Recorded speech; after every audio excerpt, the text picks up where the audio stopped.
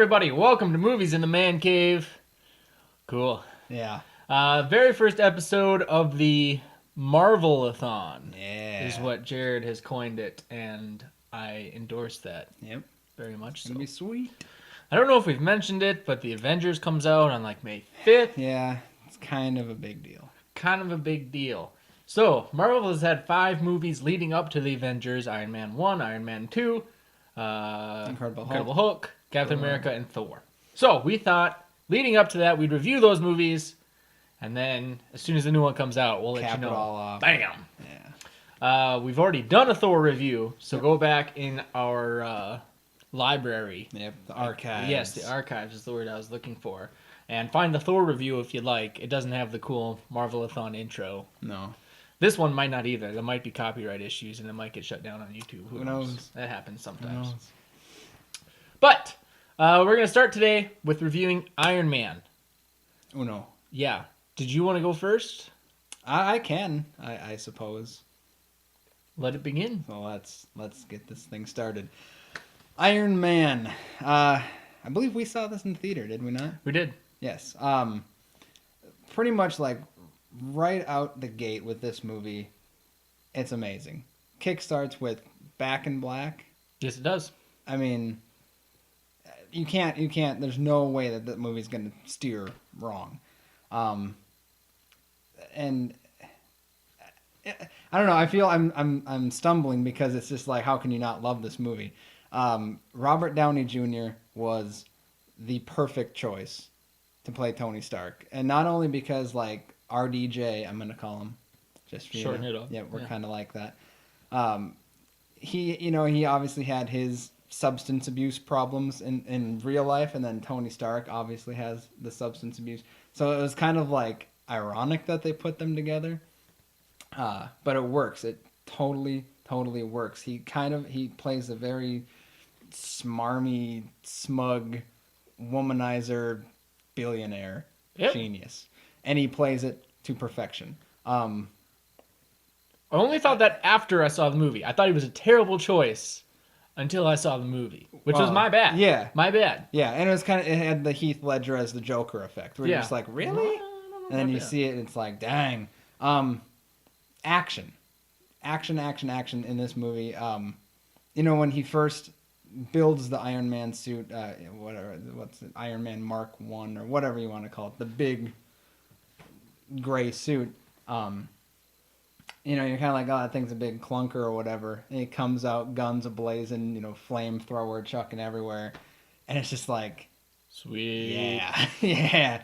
Then then he starts building the suit, and you have the whole sequence of him building the suit.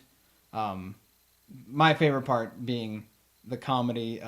Dang it, what is the robot?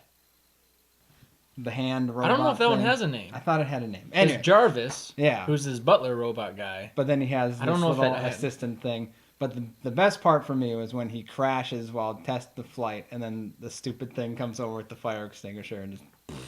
If there was ever a way for a voiceless robotic arm to be sarcastic, like that machine creates it perfectly. Yeah, and then you get the scene later on where it brings it over to him, and he's just like, "Don't." It's so awesome.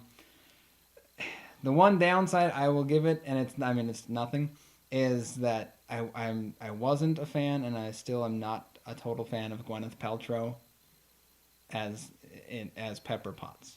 So I have to disagree. Okay. Yeah. Again, it's not something I would have agreed with beforehand, but watching it, I felt like she did a nice job. I don't know.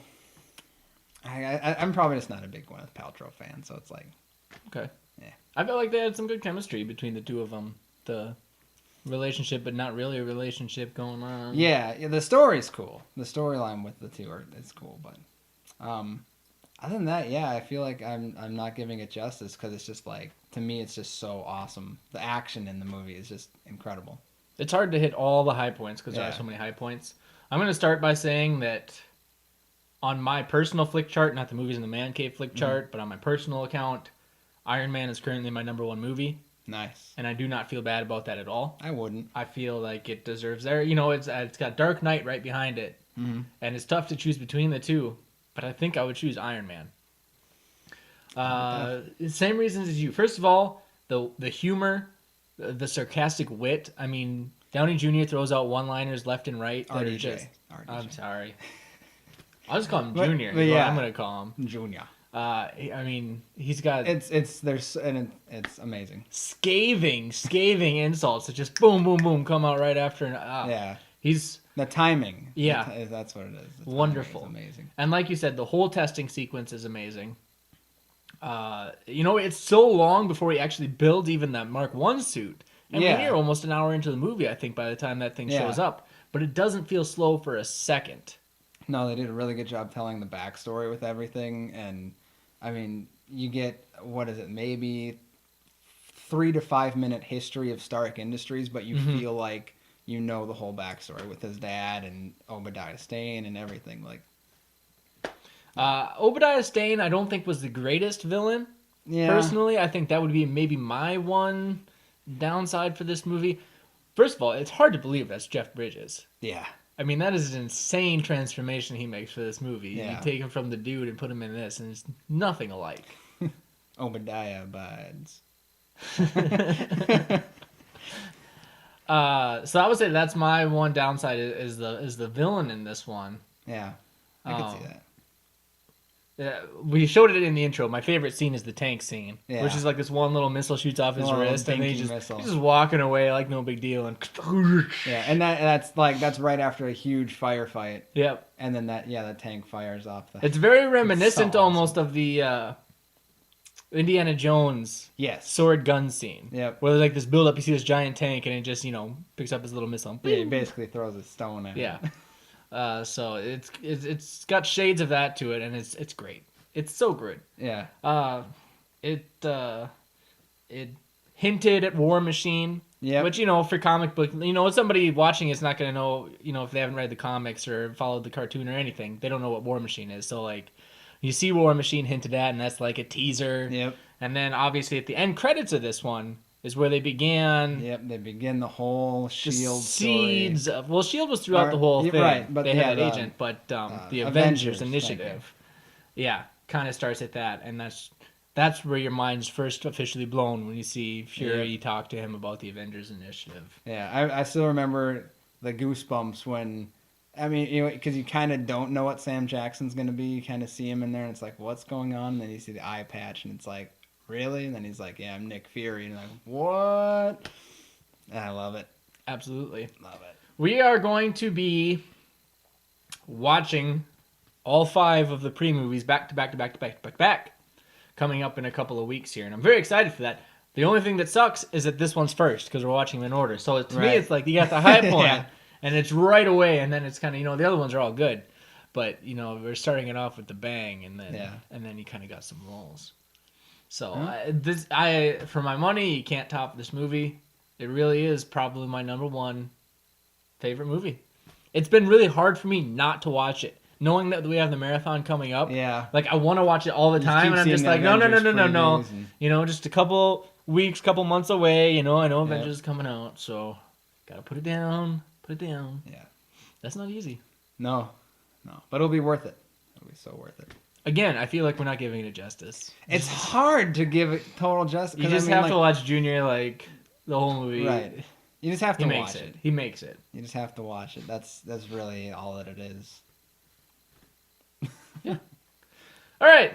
So that's that. Yeah. Let's move on to our quote from last week. Yep. I know on YouTube, Comedy Fan 123, who is our Australian viewer, guessed it right. Yep. And we had a Facebook winner I believe it was Tanya something. I didn't look before. You're the Facebook guy. I know, and that's my bad. That's on me. But you know who you are. Way to go, Tanya. Somewhere in there, I know who you are. So. All right, let's check out the clip.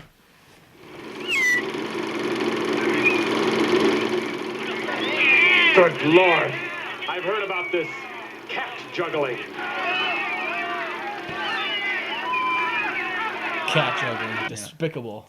It's really a disgrace. Heinous. Yeah. That is The Jerk. And if you haven't seen it, you should see it. You should. It's old, but it's Steve Martin at his premiere, his peak. finest. Mm-hmm. So If you haven't seen The Jerk, go see The Jerk. We are not doing a quote next month, pretty much. During the Marvel-athon. Yeah, we've...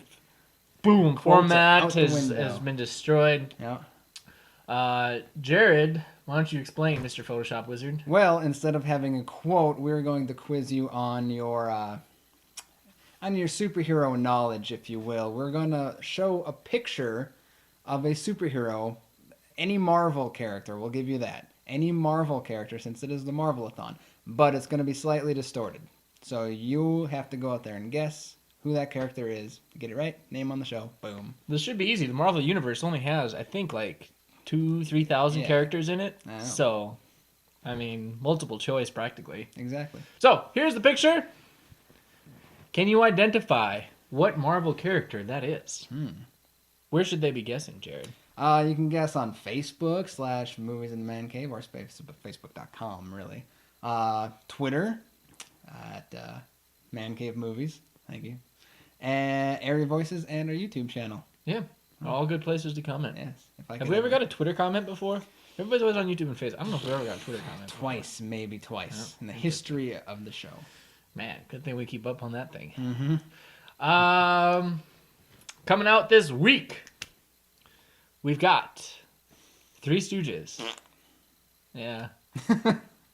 You know, I go back and forth on it. I look at the preview and I'm like, this looks so dumb.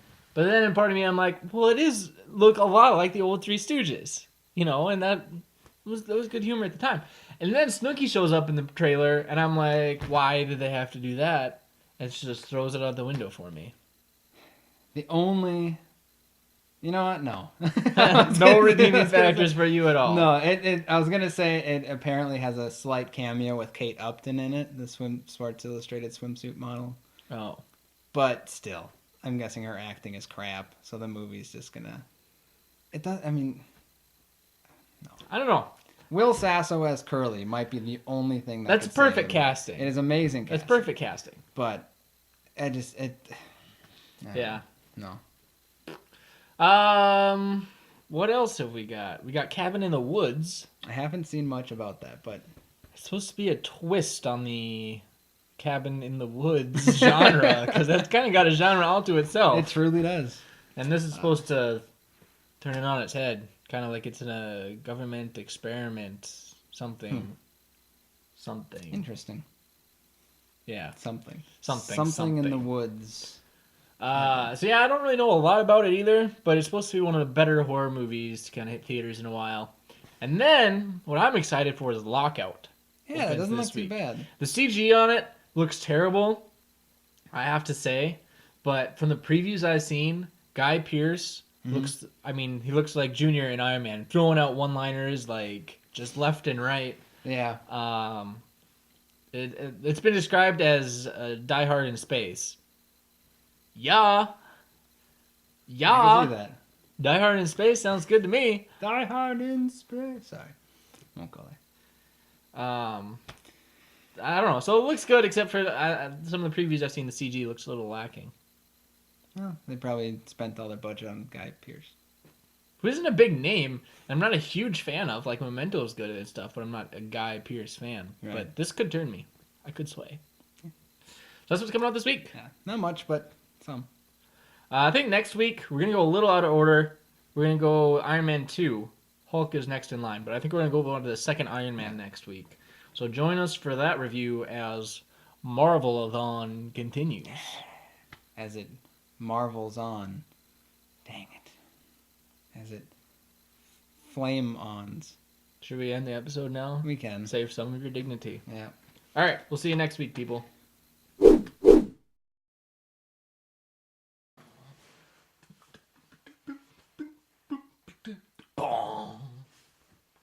That's the sound they put in all the trailers anyway. Yeah. So